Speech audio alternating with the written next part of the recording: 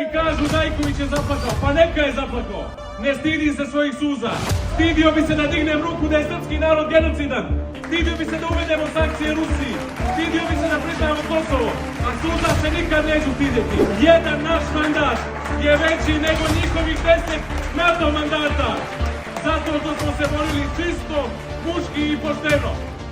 Mi ne smijemo biti oni Srbi koji će da ćute na utamničene Srbe iz Nikšića u Kurtijevom zatvoru u Prištini. Mi njih ne smijemo da zaboravimo i o tome treba da pričamo svakog dana. Neka se makar čuje glas slobodne Crne Gore. Neka se čuje anti-NATO glas.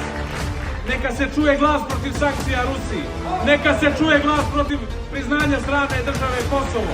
Neka se čuje glas da volimo Srbiju i Rusiju jednako kao što volimo i Crnu Goru. Nije sramota držati se naših korijena i naših džedova. Nije nam to palo sa neba, nego je neko prolivao svoju krv da bi mi danas bili slobodni ljudi. Do pobjede, živjela slobodna Crna Gora!